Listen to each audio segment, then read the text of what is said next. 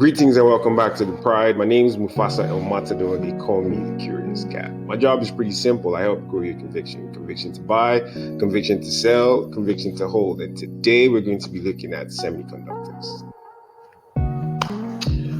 Awesome. So we're going to kick off this video with a recap of what we talked about last week. So last week was the epic battle between the Bulls versus the Bears. The Bulls, they definitely threw a few punches, but I'm not going to crown them winners just yet.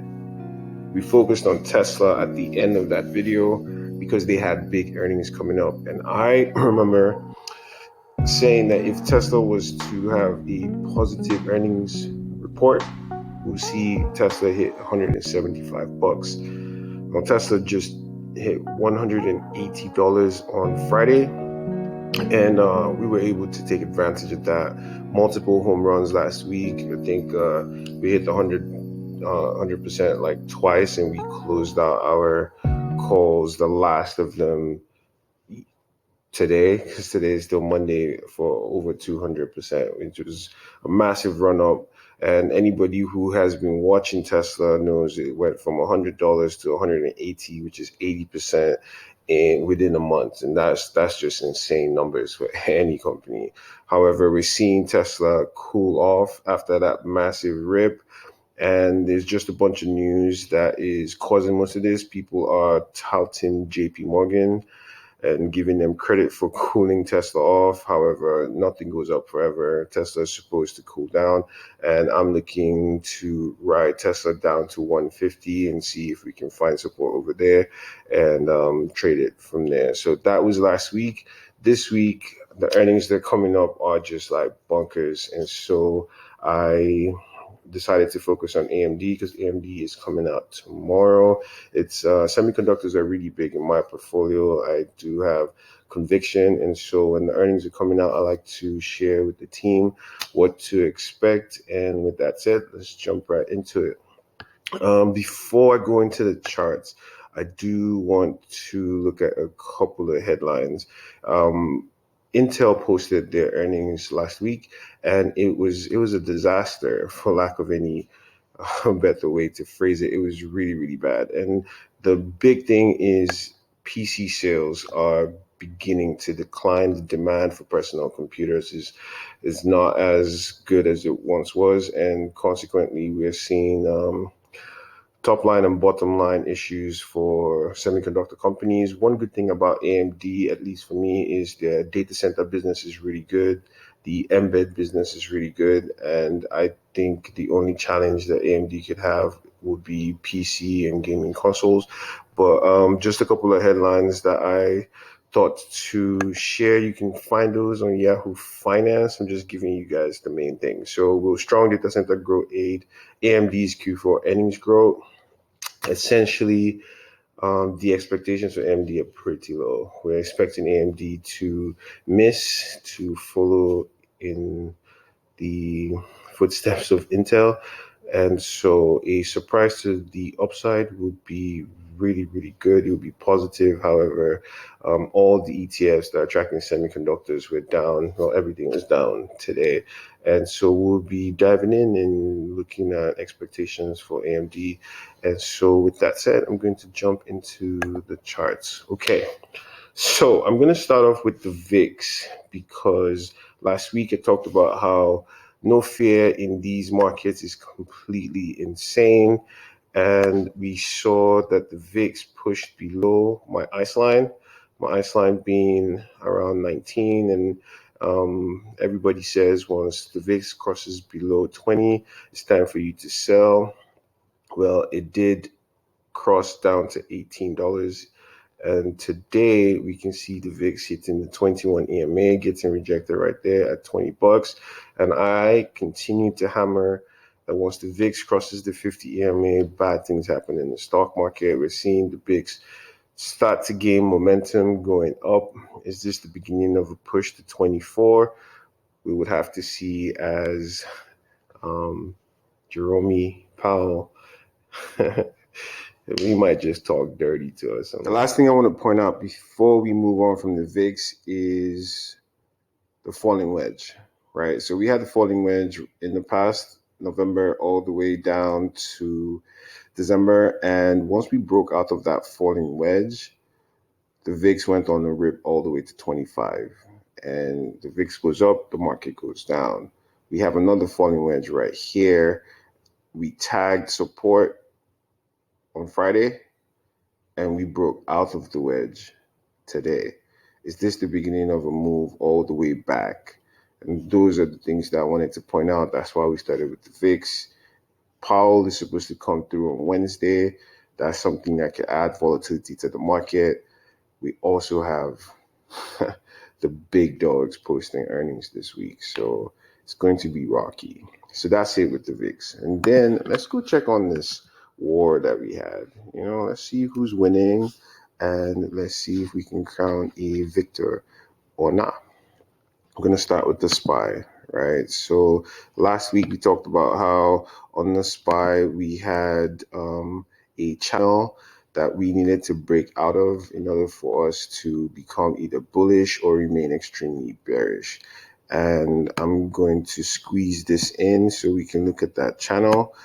And you can see that if we're just looking at the price action breaking through the channel, then that you can see why there's a bunch of people running around saying we're in the new bull market, because you can see the channel held and eventually last week we were able to break above resistance and hold above resistance for multiple days. I can see us coming back right now, give it all back and send us to lower lows.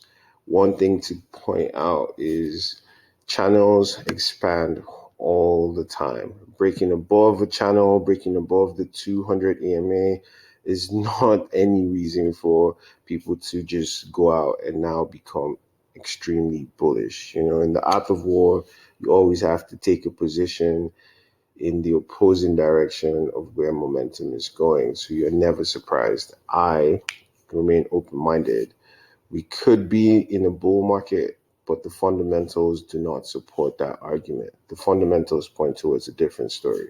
The price action looks more like a bull trap. However, we would need confirmation of that as well. You can see the rejection on Friday at major resistance and a follow through of that today being Monday.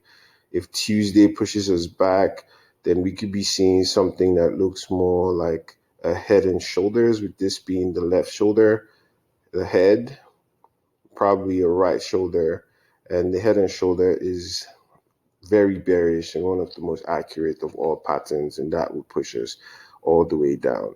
We don't know exactly how it's going to play out, but that is one idea in my mind of how everything is going to go.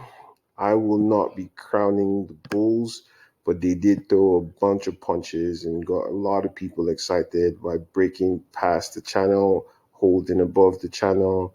Now they have to keep pushing. If we lose this moving average, lose the 50, a lot of pain, and and then I'm going to do the NASDAQ real quick and we will go to the topic of today.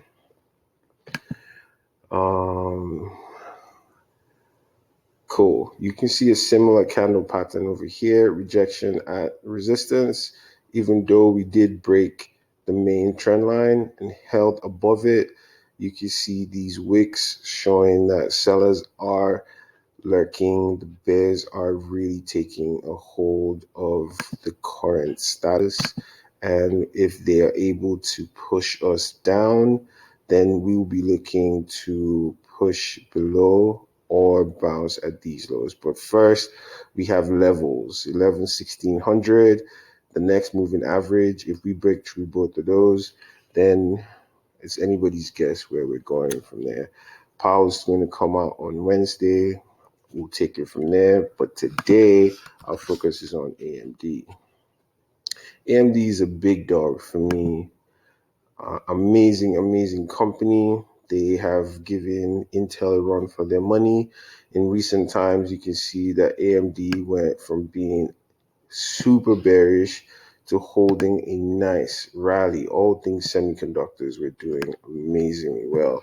I'm going to do the weekly chart first so you can see how bad it's been. AMD went from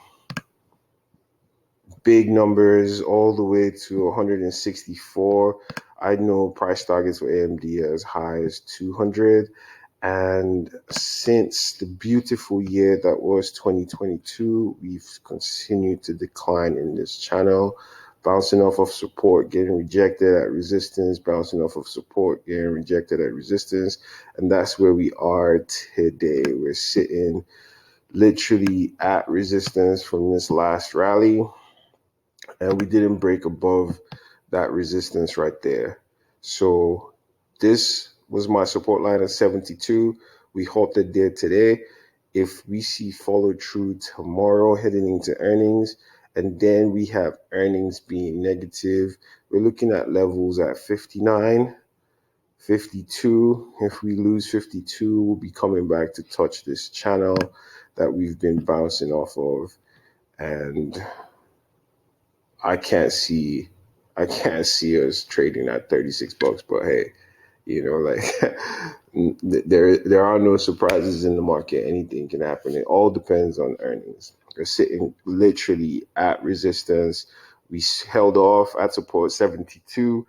If earnings come out, I'm thinking tomorrow is a big day because most stocks trade weak into earnings except Tesla. And if that happens, then we would lose support, giving the bears more vim, I should say, to push us down to 59.61. If we lose that, we have 52.96. Those are very critical levels to see if AMD can bounce from those levels and go back up. On top of that, we have Powell coming out, and Thursday and Friday have big dogs that could also give the market a very, very negative move. If earnings are positive, there are always two sides. There's the bullish argument and the bearish argument, and you have to listen to both. That way you're not losing out in the market because most people are stuck in one way. If the bulls are in charge with positive earnings and AMD's bottom and top line are something that we can take a lot of confidence from, especially if forward guidance is bullish. If that is bullish, then we can trade and see a big push. I won't be shocked if we hit 99.98. And that's how I'm playing this. This is not a recommendation to buy or sell. I provide financial edutainment, and that is what we're looking at in our team. This is specifically for people in the pride. If you want to know exactly when we get in and out of trades, you just have to come rock with us. All the links are down below. Hit me up in the comment section with your ideas of what AMD is going to trade at like. I would like to hear from you. But I want to point out another big banger to put on your radar. I've been trading SOXL because I have AMD, Nvidia in my portfolio. So when they're bearish, I use SOXL to hedge because I can buy calls, I can buy puts, and that gives me a nice hedge to balance out my portfolio. See this beautiful bear flag, and then we broke below the bear flag. If you know how to take your entries and exits from a bear flag, that's what we do inside the team. You would know that breaking this bear flag would be pushing us to very bearish levels. So it's a critical point next week. If we can blow through all of this madness and remain bullish, then SOXL can take off. I personally see us having a lot of weakness with all the volatility that's going to come into the market. There are certain levels that we can take advantage of. I'll be looking at SOXL at 12 if AMD is bearish, and a push below that if the entire market is in a big sell-off. Well, that is all I have for today. I like to make this video short and sweet. Feel free to reach out to me in the comment section or come rock with the team. With that said, so I love earnings season. So far, I came out with great earnings and I was able to take advantage of that and ride that momentum and cash out with 28% in the Pride today. So far, it's looking to be profitable by the last quarter of this year. So we'll be tracking that on Tuesday, which is today or tomorrow, depending on when you watch this video. ExxonMobil will be reporting Caterpillar, McDonald's, Corning, big eyes on all of those, UPS as well. But my focus will be on AMD. Like I said in the entirety of this video, if AMD comes out with the beat, I won't be surprised to see AMD trading towards $100, 99 and some change. My expectation is for AMD to have a miss, which would send us to $52. Regardless of which side wins, we will be making money. All news is good news once you know how money works. Wednesday, we have waste management. That's one I'll be looking at, T-Mobile and Meta after hours. So Wednesday is an interesting day because we have Jerome Powell, and after that, Meta comes out. And that could be like boom, boom for the Bulls or for the Bears. We'll see. But Thursday, everybody's going to be looking at these after hours. Amazon, Apple, Alphabet. That just pushes Ford and Qualcomm to the back. Even Starbucks wouldn't have as much attention as these three. So Friday would be an epic day to trade. And that will be earnings for the week. With that said, it's Muphasa El Matador. I'll catch you in the next one. Don't forget to like and subscribe so you see when we post videos. Peace.